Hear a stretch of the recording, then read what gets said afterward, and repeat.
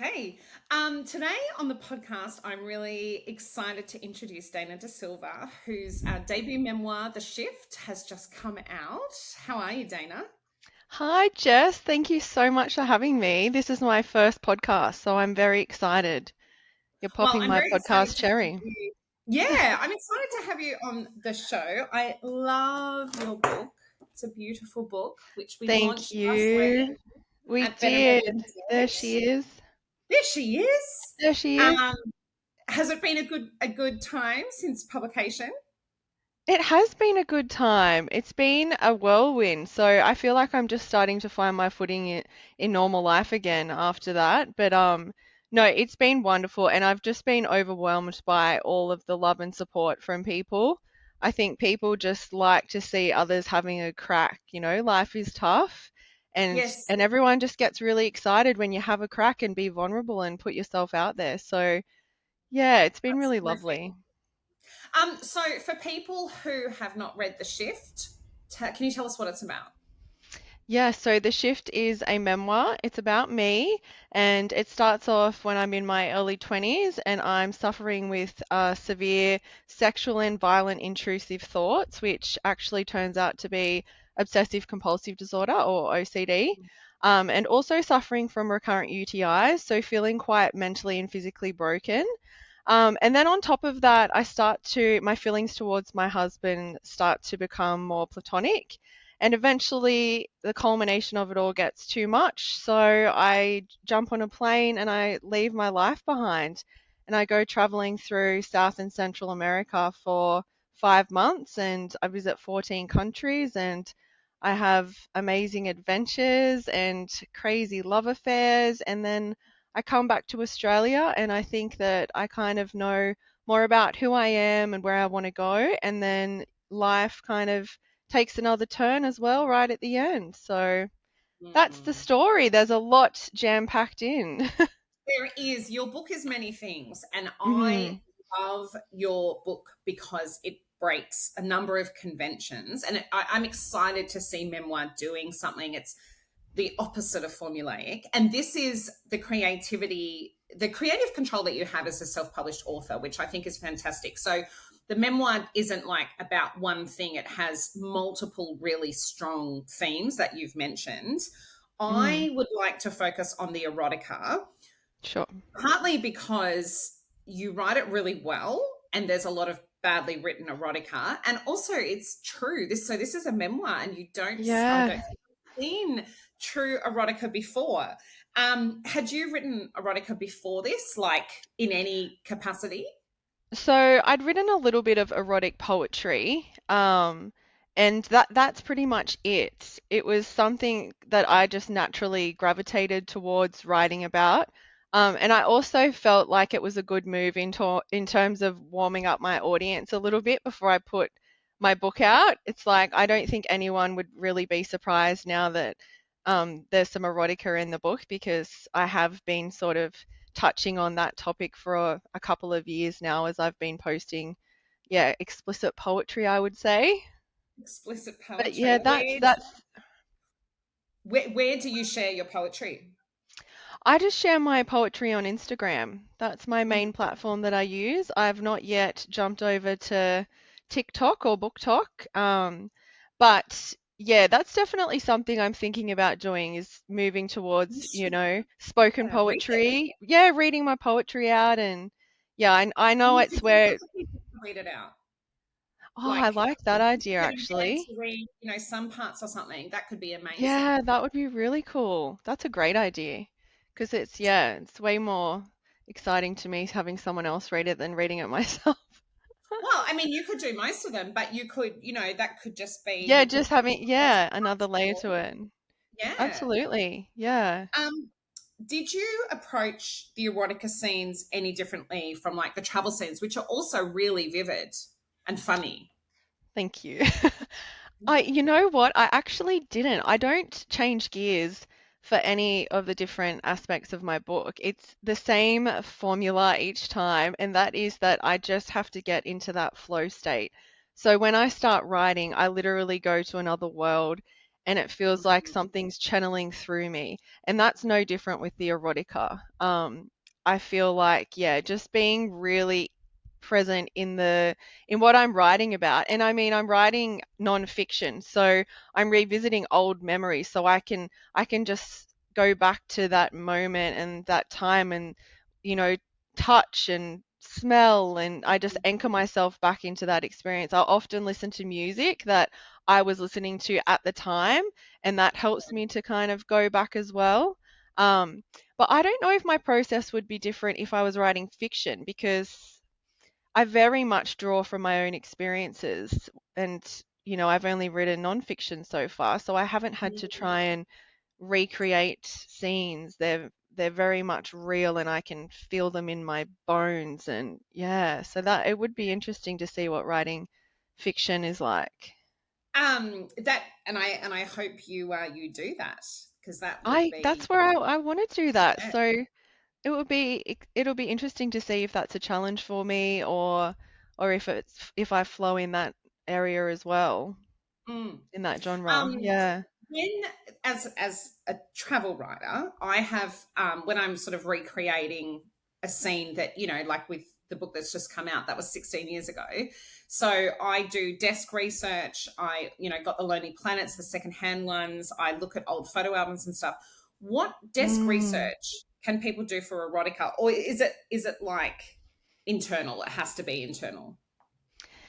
Yeah, it's interesting because I wrote the book quite quickly after I went through all of those experiences, and Mm, when I was thinking about writing the sequel for The Shift, I've almost felt like I would want to write it now if I was going to do it, because I feel like with every day I lose details of mm, the story. So I guess with the travel aspect of The Shift and those erotic romances that I wrote about, it was very fresh in my mind. So I was mm, getting that down onto paper when it was still really crystal clear. And that's part of why I started writing it, was because I knew that, in 2 years, in 4 years, I'd remember so much less of it, and I wanted to capture it while all those details were fresh in my mind.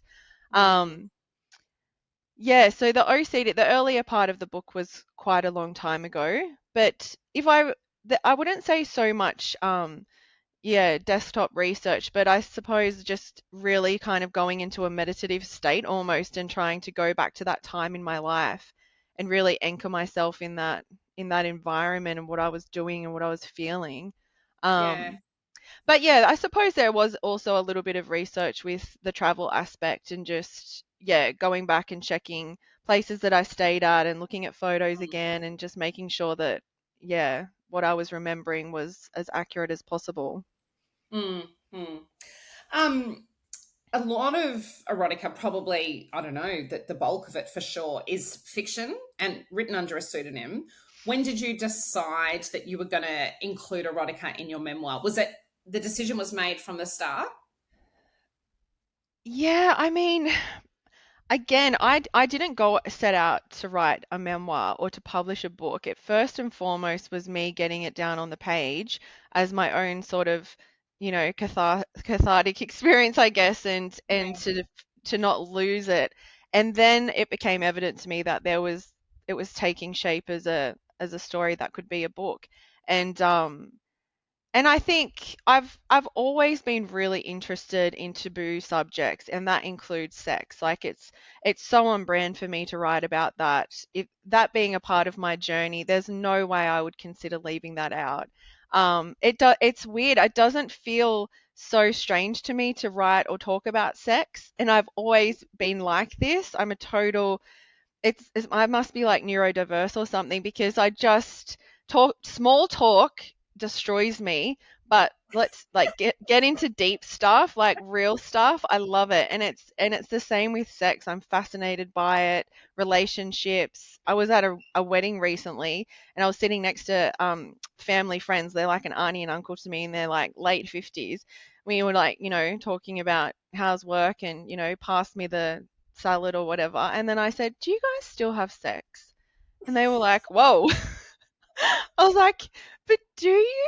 Do you do still they? have, like, because I need to know." Like, and they do, but they were really open about saying that it's not like it used to be and things have slowed down, and and people just don't talk about sex, and I just Mm. am so curious about it. I have so many questions, like, the divorce rate is so high, and I think about monogamy, and I think about, desire in long-term relationships, and yeah, the topic is, I just like talking about it, and I know that that's not the case for everyone, so I have to remember that sometimes and not ask people at a wedding, do you guys still get it on?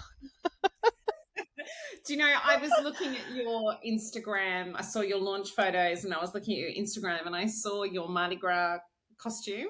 Oh And I yeah, flicked, yeah.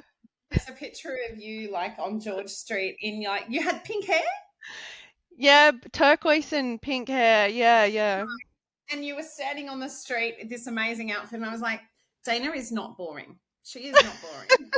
You're so yourself, which I is know my really, friend was I was talking sorry, no, I you was go. I was just gonna say, I was talking to my friend before I was getting ready to go. She's like, "What are you wearing?" I said, "I'm channeling like a turquoise mermaid meets alien vibe." Like, I was like, "That's normal, right?" Like, does everyone? Do you know? I don't know. The word liberated is kind of become overused, but you're a liberated woman. Yeah, I mean, I Yes. think that's the goal, right? Is like we all want to feel liberated, and yeah, I think Yeah. each day it's taking steps towards living your most liberated life. Which is Yeah. amazing because it does, I know also reading your book, I became like, I don't read erotica as a habit. It's not part Mm. of my, the genres that I regularly read. I've read some, and when it's good, it's fantastic. But I know myself, I was like, I'm comfortable with this level of openness, whereas in the beginning I was like, wow, this is memoir. As an author, I was like, because I don't go there Yeah. in my I have the start of a sex scene, but nothing happens You after don't go because into so much detail. I haven't got Yeah. the courage. And my friend said to me, because I was asking them, I was saying, should I do a sex scene? And I did a course. Oh yeah. Comic Con, there's Writers Con, and I did a erotica online course, and I decided I just didn't have the skills. So I take my hat off to you. But my friends were like, if you do it badly, it will be really bad. So Yeah. I I think admire because that. it makes people so cringe to witness or read a scene like that if it's not done well. So if it It's not does done crash well. and burn, it's yeah, I can understand that. But Um, I'm sure that your book will like open up the debate, get people talking, and that's a good thing. I mean, I know you believe rough sex is more common than we, dare to admit. Do you want to tell us about that? yeah, I mean, I think so. That's what my gut says. I think that with say like 50 Shades, for example, which came out a long time ago now, and it was a very controversial book, but it sold so well. It was written originally as fan fiction, I think, and I'm sure that there are probably amazing erotica writers that were writing long before E.L. James wrote that, but they didn't make the mainstream in the same way that 50 Shades did. And I think that's because I don't think it was ever deemed commercial enough. I feel like erotica was always this like, the books in the back corner of the of the bookstore because it's like, it's smutty or whatever, but obviously publishers still want to make money, and when they realized that 50 Shades was selling, that there was that market for it, then they did publish it, and I mean, look what happened, which yeah, I mean, it goes to show you that if people aren't, actively engaging in it themselves, there's at least a curiosity towards Mm, it. Some people might be curious about it and they don't actually ever want to act on it or experience that mm, for themselves, but they still enjoy reading about it and are curious about it. Um, but I do think women are inherently, between masculine and feminine dynamics. I think that the feminine does naturally want to surrender and be led by the masculine. I think that's just really innate in us as women. I can't speak mm, for every single woman, but I think that a lot of women feel that way. And I think that's probably where some of the allure comes from. mm, And it doesn't even have to be that extreme of BDSM, but I think even just being with a man, a masculine counterpart where you can surrender and let go and switch off in your mind, have someone hold that space for you. Because we do, Mm, as women, we tend to be very much up in our heads. yeah. It is harder to anchor into your body. So I think that provides, sometimes BDSM can provide an outlet for that. Um, so yeah, I do think there's probably more people engaging in it than what we realize Yeah. or And what you we might talk about. prompt people to open up. Now, your beautiful cover. Um, I love this. It's so cool. Just a little Tell me hint of, by the what's way, there's yes, something in here that you should be aware of. because you have a love along the way called Paul, who's into Yes. BDSM, Yes. and tell us about that and kind of how you portray consent. Yeah, so I meet Paul early on in my travels, and we traveled together for a couple of months. And he's experienced in BDSM where as I wasn't, so he kind of takes me on this journey. It's a really beautiful journey.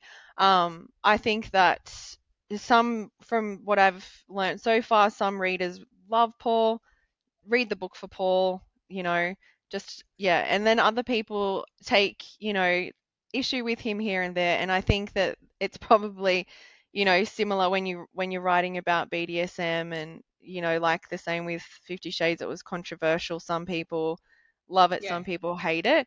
But yeah, I mean, consent is a huge topic. Consent is so important in BDSM. It's really the structure on which that whole thing is built.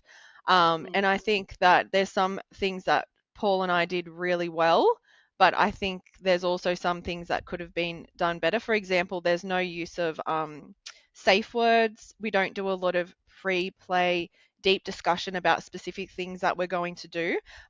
It mm. was all entirely consensual, but you could take it a layer further in terms of really conveying that. Like for me, I think if a young person reads it, if I was writing fiction, I would have that freedom to be able to really create a dialogue that was perfect, got it completely right.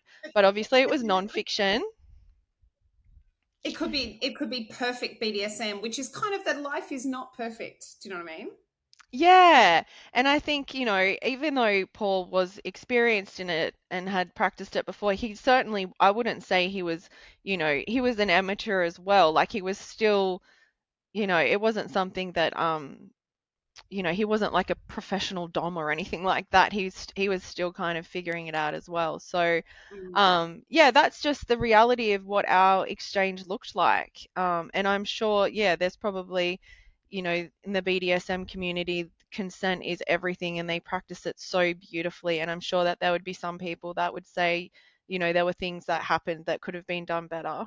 And there's a massive issue in Australia with domestic violence and violence against women. So I don't want to, be like mm. encouraging violent sex or anything like that. But I also, don't want to shame rough sex. And it's okay if you enjoy rough sex. And it's about finding, the right, the balance and what feels good for you. And obviously having, yeah, consent at the heart of it. Mm. I think this would make a great Mamma Mia podcast too, and I hope that happens. Because with some of the cases in the book, you realize the next day, oh, there's a bruise or something, and you say to Paul, "This is not Mm. cool."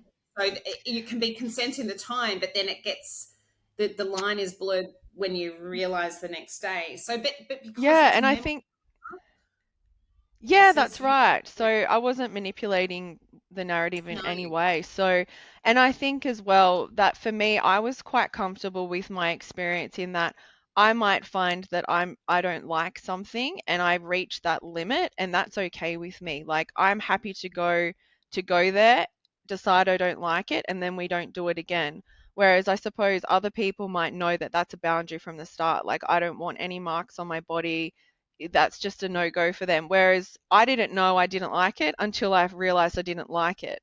So yeah, for me, that was a learning curve. And I think that was and understanding that Paul and I had was that I sort of gave him that free rein to be like, take me on this journey and show me everything. And, when I enjoy it, I'll tell you. And when I don't, I'll tell you. And then we would, I was always very confident in that he would respect me. That, the second that I said, this doesn't feel Mm. good for me, I felt like I had a lot of power in that relationship. And I think that's what sometimes is misunderstood about being submissive, is that you're giving your power away, and it's a delicious power play. It's delicious. Interesting. Okay, comparisons with 50 Shades will be inevitable because it's the benchmark for erotica. What do you think hmm of 50 Shades of Grey as a book? Yeah, so I mean, like I said, it came out a long time ago now. I read it at the time. I remember, I can't remember a lot of it now, but I do remember feeling like a little bit frustrated with the main character because their dom sub dynamic was outside of the bedroom as well. Mm, And I know a lot of people took issue with it being like pushing the boundaries and red flags, and then disguising it as BDSM, which is a really slippery slope. It I think some of the things that he did, you can't excuse that with BDSM. And that was something that I questioned in my book with Paul towards the end of our relationship as well. Like, is a BDSM dynamic in the bedroom always going to spill outside of the bedroom into other areas of the relationship? And that was definitely something for me that is that's a deal breaker for me. I never would want to carry that outside of the bedroom. mm. But obviously there's a lot of dom sub dom sub relationships where they do that. But I think it's just there's a healthy way of doing it. And I think Mm. that the issue with 50 Shades was that it was borderline unhealthy, and people who know that area, that BDSM really well, took issue with it, and I can understand that. Why do you think it Did was? that make any sense what I just Yeah, said? yeah, no, it did. Why do you think it was Yeah. such a commercial success? I Because think because I think because I mean, I don't think there are a lot of publishers that, like I was saying before, I think that erotica was always, people wouldn't want to take a risk on it and publish it because it's just they didn't know how commercial and successful it could be. And yeah, I think it was only probably the way in which she did it, with publishing it as fan fiction and then getting that following and then getting a publishing deal. I don't mm, I know that there'd be other amazing erotica authors out there, and they probably couldn't get traditionally published. But yeah, I well, think there's sometimes it's timing, it's luck, and yeah. yeah. I mean, erotica writers are paid very well. The self-published ones, they can be making an absolute fortune because Mm. if they're writing series and those series are popular, they can do very well indeed. Um, did you get any interesting feedback from publishers and agents when you submitted the manuscript to them?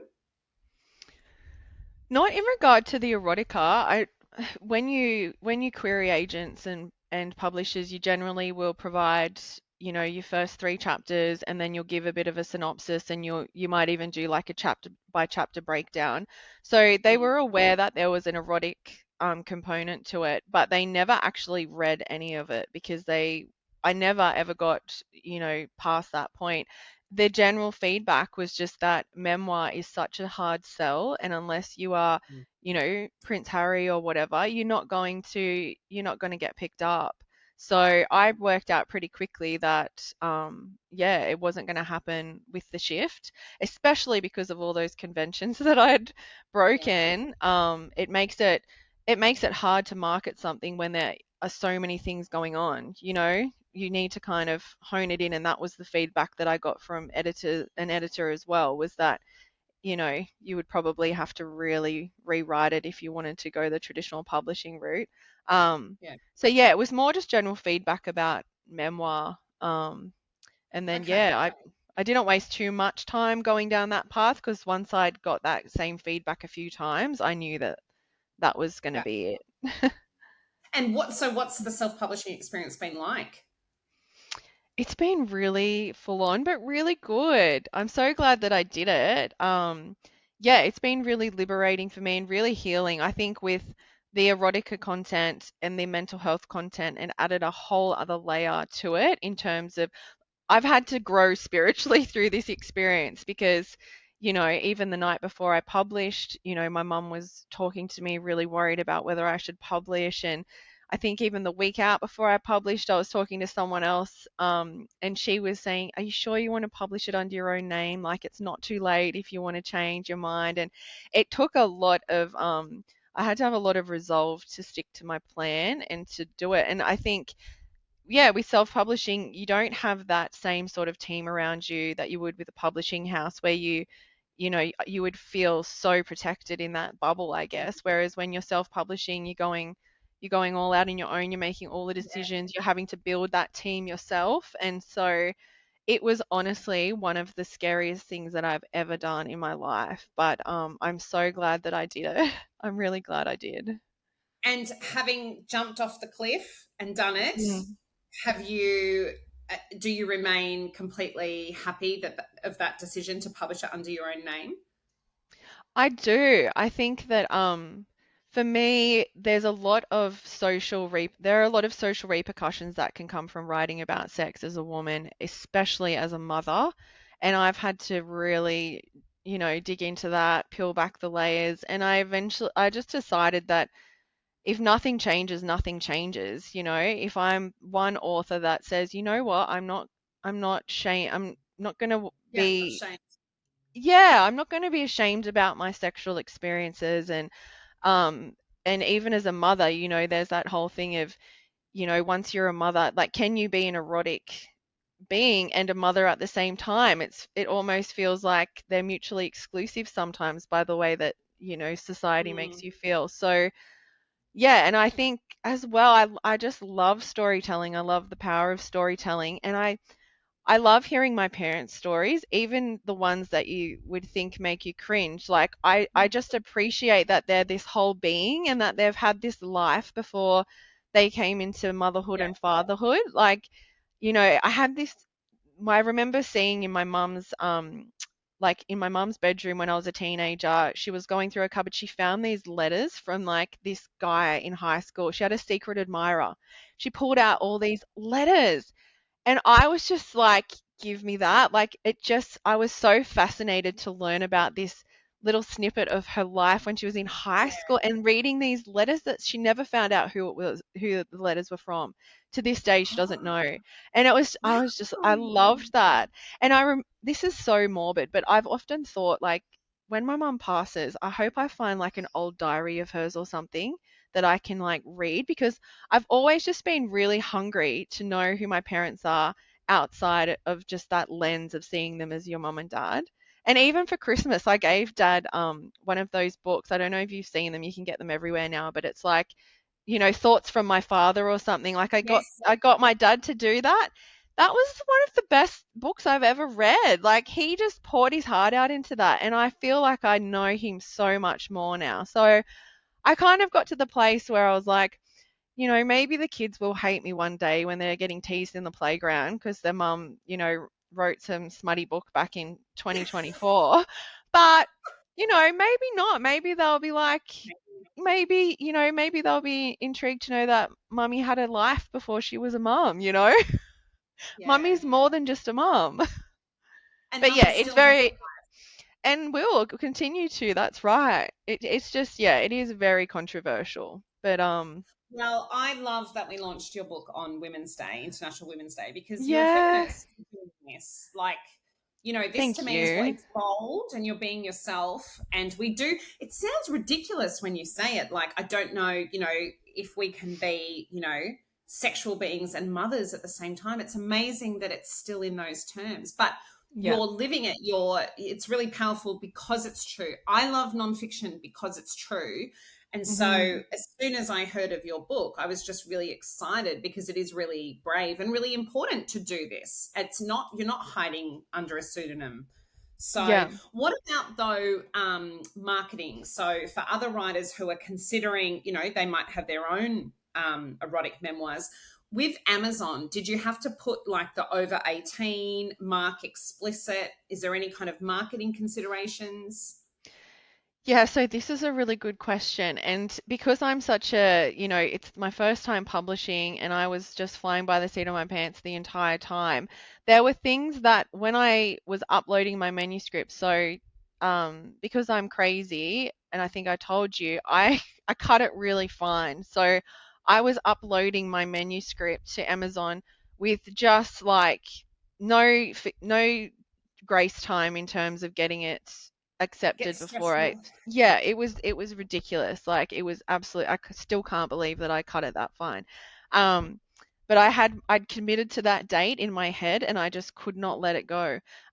So yeah, as you would know, having done it yourself, you upload your manuscript to Amazon and you kind of go through all the prompts, and some of them you expect and others might throw you for a minute. So one of the ones that threw me was that one. So uploading blah blah blah, and then it asks you, I can't really remember, it's a tick box of Yeah, is there explicit content, is this for over 18s? And I remember going into a forum, because that's what you do at this yeah, point. You seem to be in forums every second minute because you're like, I don't know what that means, forum time, and then you come out again. That was another one of those. And it was just the things that came up. It was like the box of death. Do not tick that box. It's yes, like it's the just box of death. terrifying. The box of death. Yes, They're like, do not tick it. Erotica authors don't even tick it. Like people have who haven't even written that much erotic, like, or who have just got like explicit language in their books, have done the right thing and been like, oh, I'll tick that box so that a young person's not reading it, and then you and it's basically the kiss of death. you can't advertise if you tick that box, obviously, because Mm, Amazon can't risk those ads popping up to a wider audience. And so I didn't tick it based on what mm, I'd read really quickly, and then I thought I'll have to come back to it and mm. look at it retrospectively. So just in that quick second, I didn't do it, and I was just, because obviously my book's travel memoir, it's got all the mental health. It was a really confusing part of the process, and Mm, as you'd know, you also have to do keywords. So I mm. ticked the BDSM box for keywords. So I don't know, and it has it in my description that the book is part erotica.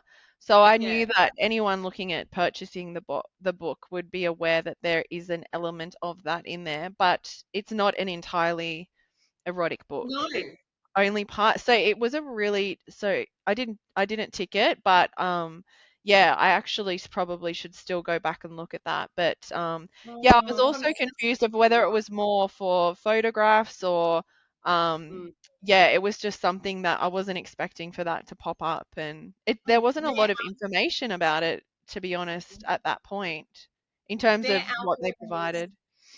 their algorithms obviously didn't pick up either that there's explicit language in there. They did not come to you and say this is explicit.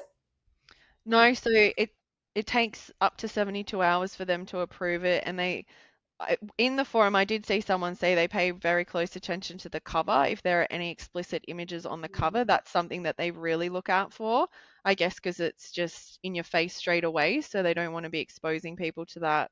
Um, Yeah. but yeah, no, I haven't, touched wood, I haven't had anything so far. Mm. Um, Okay, that's really and helpful for when I people to did know. see I mean, I would really love to be able to give you a clearer answer. But yeah, the forums, from what I read in the forums, there are a lot of erotic authors who don't tick that box because they do risk not being seen. Yeah, yeah. No, it's okay. I'm glad I asked. Are there erotica communities in Australia, erotica writing communities that are helpful? Or tell us about the forums that you found most helpful as well. So I haven't been in an erotica writing community. There's so many amazing writing groups in Australia. I was part of the Northern Beaches writers group for a while until I moved away from that area, and that was fantastic. Like every writer needs to have a writing group. I haven't found another writing group since. I was actually paired up with one with people from all around the world. and it was quite hard with the time zones. That one just didn't click. So I'm yet to find a new writing group, but it's definitely something that I'd like to do. Um, yeah, in terms of the forums, it was just me typing questions in and then going for forums that had the answers that I was looking for. So I was relying a lot on the Amazon The forums and KDP forum. Yeah. Readsy forums, and yeah, like even like book reads for Goodreads forums, Yeah. and yeah, places like that, because yeah, there's usually always one person who has encountered this problem before you. Yeah, it's a big learning Yeah. curve. It can be really stressful, especially when the clock is ticking. You're just like, Oh yeah. Yep. yeah. Yes. Um, Yeah. can we look forward to more books by you? Yeah, so I am going to be publishing a volume of poetry soon. So that's something that I'm working on now. And then I don't know if I'm going to write a sequel to The Shift, because I don't know, I'm just really keen to get into some fiction writing. So I think I'll do the poetry book, and then I might look at fiction. So, but yes, definitely more books to come. So, That's wonderful. yes, I mean, you I've got can the let bug. life continue, and that memoir then writes itself in time. Yeah. So, Well, I've got the sequels already. I've got so much content. I I wouldn't even be able to fit it all into the sequel. It's done. It's all written in my mind. It's oh wow, just I think it's such a the sequel would be far more, it's wilder than the first book. It's just insane, that wow, part of my life. So please but write it. I just don't think I could as well, because it's, yeah, just with the kids and stuff, I just don't know if I, because it's so centered around them. I don't know. I just, Okay. yeah, So, so yes, simmer on that idea and decide how you feel, because it is a book is a yeah, permanent thing. It can't be that's right. retracted once in the world. So, That's right. a big Yeah. decision to make. Well, we can look forward to fiction. What kind of fiction? I think I'll write, I've, there's two books that I really want to write. One is a book about witches, so to be like a bit of a historical fiction book, but yeah, no, it would be set with the protagonist would be in the modern day, and then probably having some way of getting back to past times. I'm very interested in witches, and so I had this idea for this book come to me maybe like 8 years ago or 10 years ago, and I have really crazy dreams, and I had a witch come to me, and she was so disheveled. She was wearing this white gown. She had this, like, her black hair was down, like it looked like she was wet, so I'd say she might have been drowned. And she came to me and she said, "If you want to write this book, you better get ready to see some stuff." And it gives me goosebumps, and it's I've got goosebumps. yeah, so it would be a massive research, like a huge, I'd have to do so much work to get that book together, but I think I will write it. And I've told the universe, keep that book for me, please, because I don't know if you've ever like listened to Elizabeth Gilbert. I think it is in Big Magic, and she says that ideas are floating around and they tap you on the shoulder, and if you don't take it, it goes to somebody else. So I've said, like, I want that one, but I just can't do it yet. Just please let me keep it. Um, so yeah, that one I really want to write, and then I also would really love to write another book, and it would probably center around. Have you heard of twin flames? No. Twin flames. Oh, it's a whole thing, but yeah, it would be a book about twin flames who are in different relationships, so they can't be together, and just them living these sort of parallel lives, knowing each other but not really knowing each other, and then yeah, they're You're the a very two that are creative top of my. person. Yeah, so that's where I'm going. I just have to work out whether I want to go down the traumatic path of the witch stuff, or or go for the twin flame journey. Wow. Okay. Well, you'll have to keep us Yeah. updated. Where can people find you? Yeah, so probably just on Instagram for now. I don't have a website yet, but I'll get one soon. So I'm at You must have a right. website. I need to get a website. I know it's on my very big list of things to do, but yeah, I'm at writer Dana Da Silva on Instagram, and yeah, I'm very responsive on there if people message me, and yeah, eventually there'll be a website too. Okay, wonderful. All right, well, we'll have to have you back on the show with your next book, whichever book it may be. It will be a Whichever great one. read. Oh, thanks. I would love to. And this has been so fun. Thank you so much for inviting me on and being my first ever podcast. It's really a really special moment for me. So thanks, Jess, and thanks for being with me on the journey. My pleasure. You're a really good writer. So for people watching this, I highly recommend checking out your book.